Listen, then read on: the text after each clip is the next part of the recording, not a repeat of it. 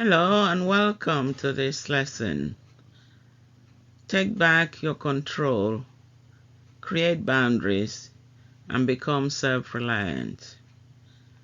This is the course how to overcome the emotional trauma from failed relationships and rebuild your life positively. So welcome back.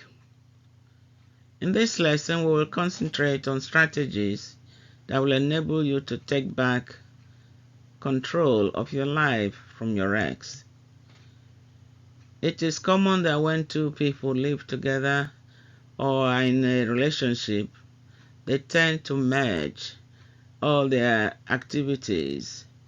And when things go wrong and you have to part, it becomes very difficult for you as one person to manage your life because you've been used to managing two lives together as one.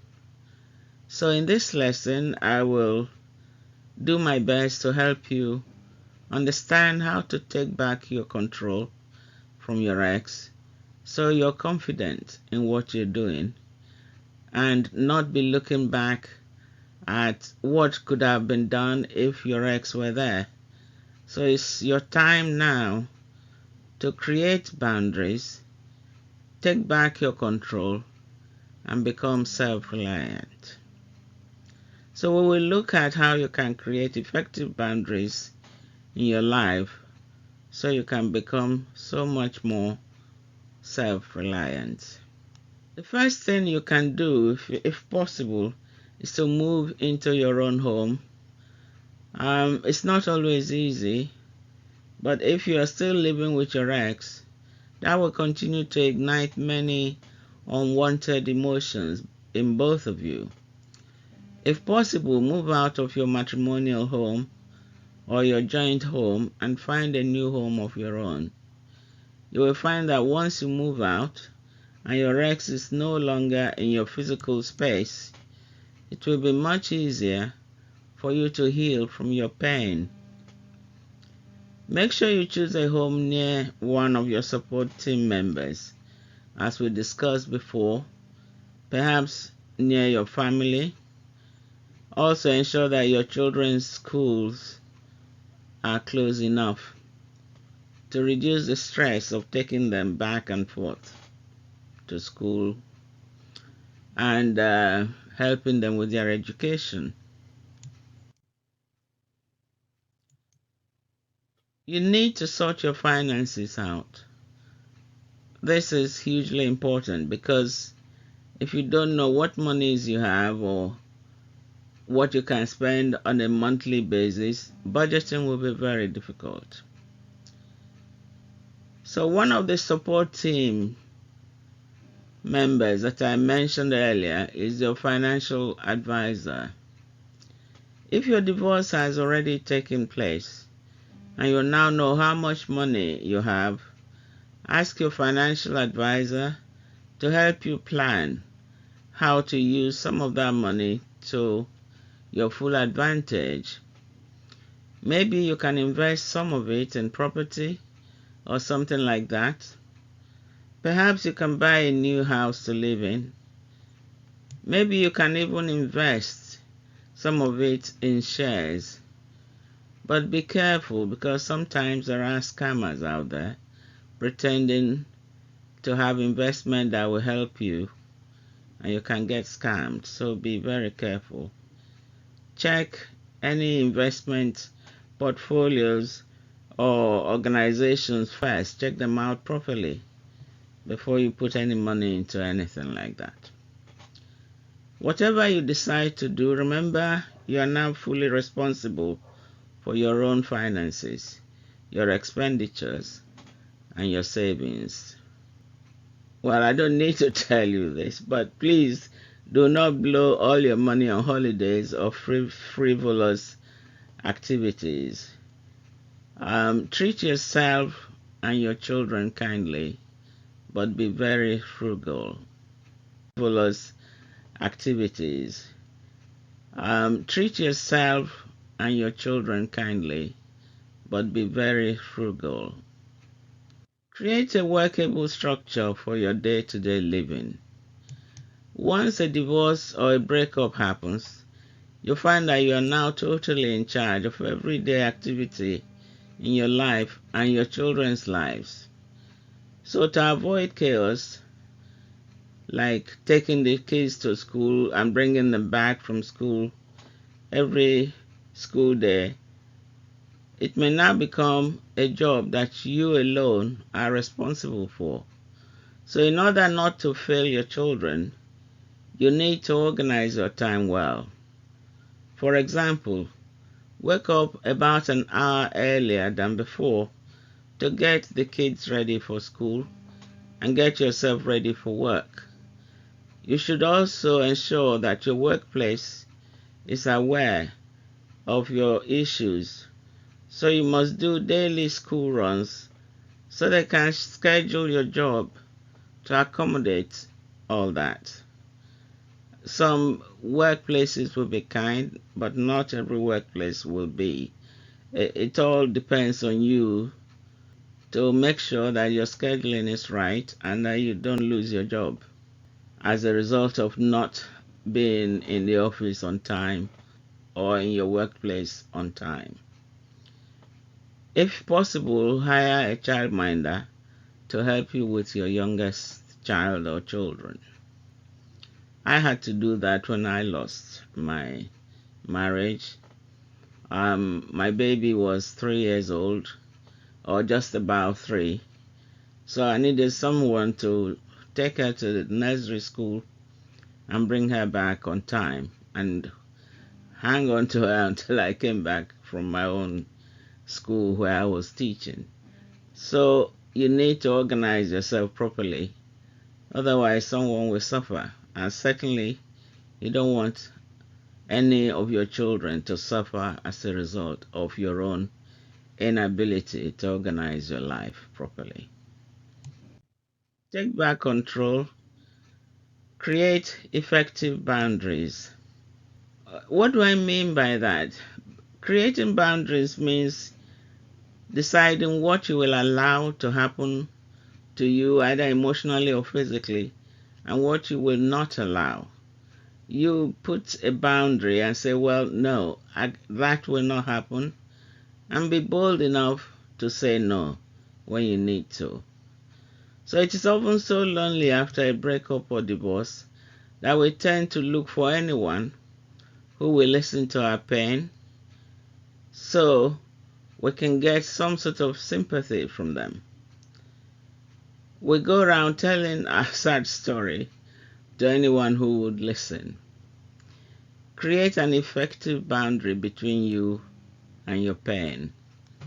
This is hugely important because every time you tell your sad story, you're reminding yourself of your failure, if you like, or of the failure of that relationship.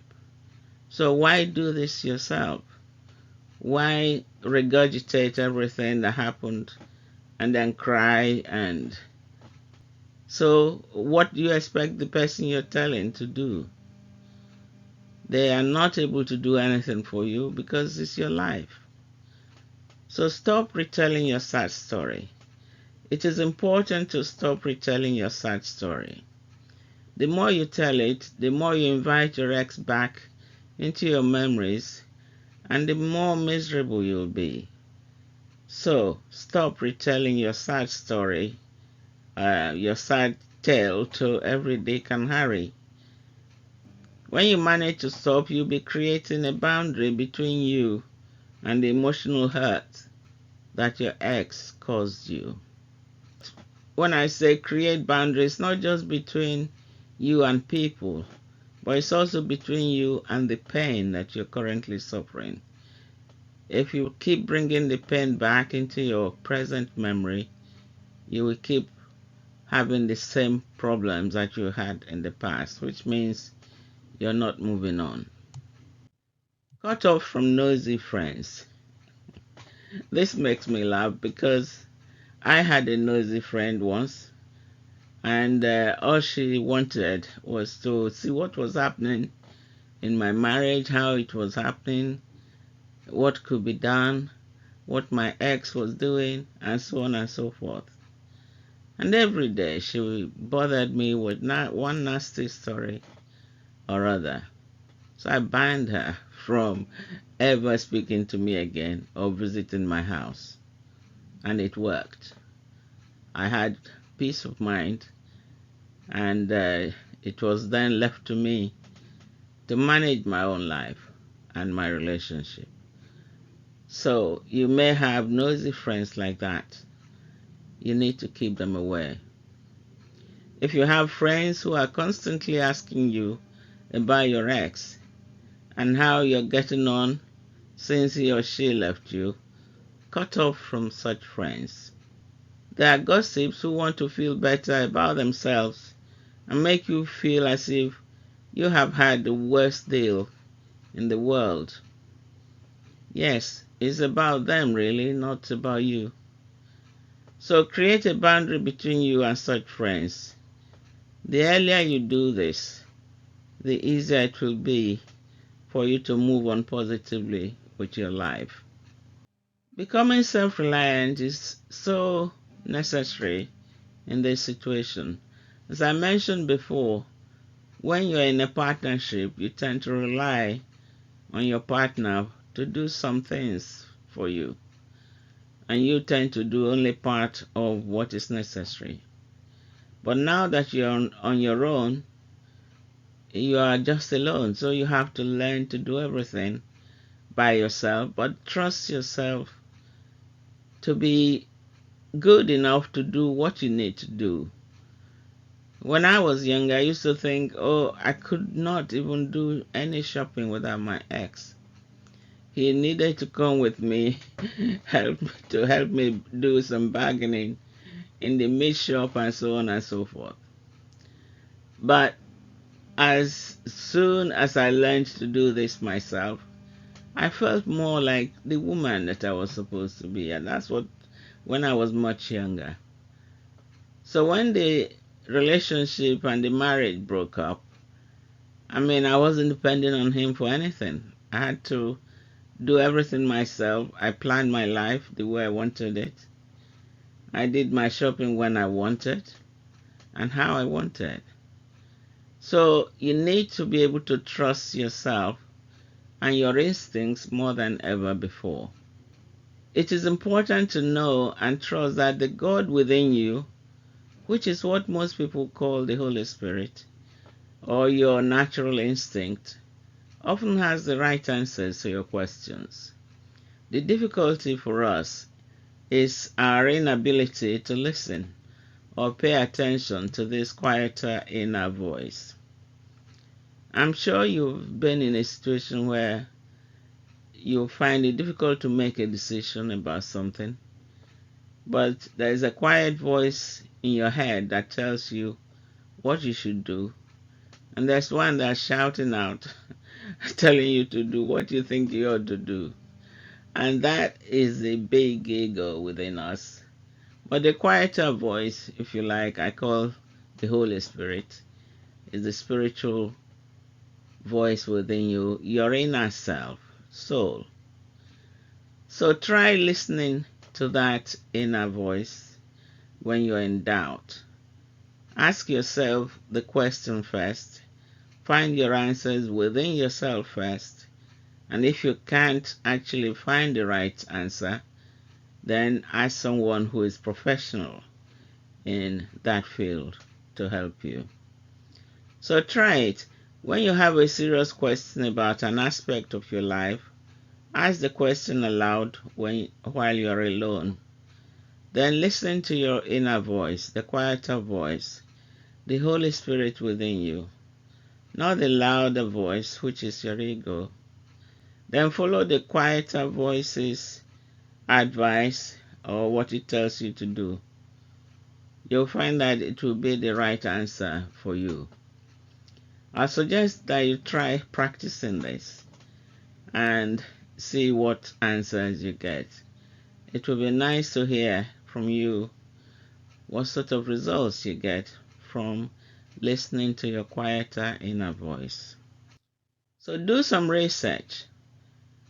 Check things out on Google. I do that all the time. YouTube or even ChatGPT. AI is now around, so you can also find answers there. But you will need to know what sort of question to ask to get the right answers. You'll find many different contributions to help you solve your problem, whatever they are. If you think I can help, I'm here to help. Ask a professional or a trusted and wise friend if still in doubt. If you still can't find the right thing to do, then seek out a professional in that field and seek their advice. From experience, parents are usually quite clever at answering our questions because they've been through a lot in their own lives. So if you're still lucky to have a mom or dad, try and ask them the questions first if you don't find any answers by yourself before you move on to anybody else. Join a professional group, for example, on Meetup or Facebook. Joining a professional group of people, men or women, who are going through what you're currently going through, maybe on networking events or on Meetup or social media groups, etc., will help you. The reason for this is that within a group, you may find that other people have issues like you do, and sometimes they will say how they solve those issues. So listening to other people is useful. Meeting others like you will help you get out of your current hurtful shell. It will enable you to do the following. 1. Understand that you're not alone in this situation. 2. You will come out of your shell and find that you may even be able to offer friendly advice to one or two other people. You will begin to rebuild your self-confidence gradually. You will become a much happier person just because you're connecting with other people. So there's been a lot in this lesson, so please go through it again before you do the assignments. So here are the assignments. Number 1, which of the strategies in this lesson resonates with you the most? How can you apply these strategies starting now so you can have a happier life? Do you still have some of your ex's things around in your house? If yes, get rid of them. Things like photos, belongings, and so on and so forth. Or get your ex to move them out. Otherwise, get rid of them yourself to stop them reminding you of him or her. Journaling. Write about your successes so far in your journal. Journaling is extremely useful because when you write something down, somehow it solidifies it in your mind. And it is a way to look back on the progress you're making. So don't fail to do your journaling. Write out your challenges.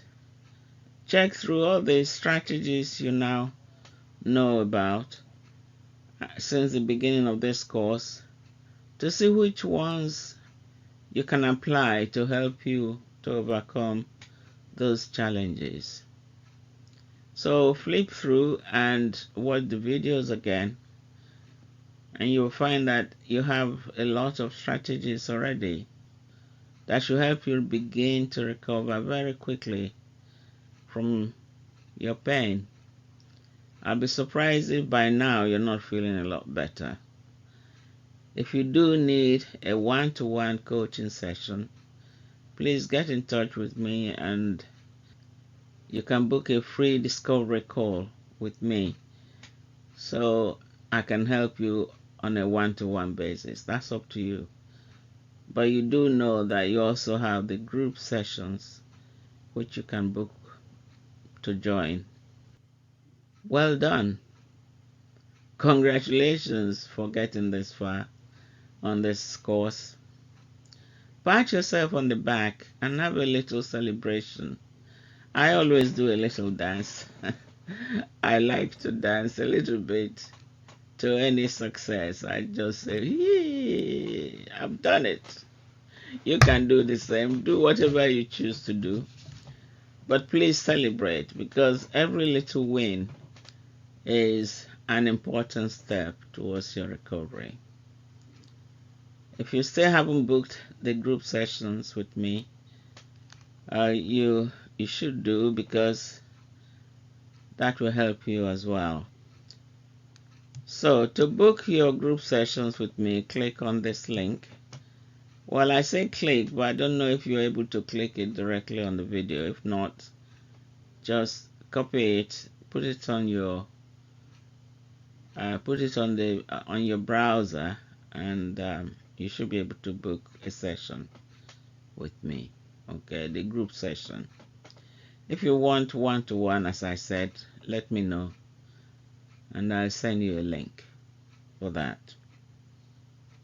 Okay. Do your best and keep trying, and I'm sure you will succeed so quickly if you practice everything that you've been learning. You'll succeed in getting rid of the pain from your breakup and divorce. A lot of my clients have done that already, so you too can. Okay, so I'll see you in the next lesson. Take good care of yourself.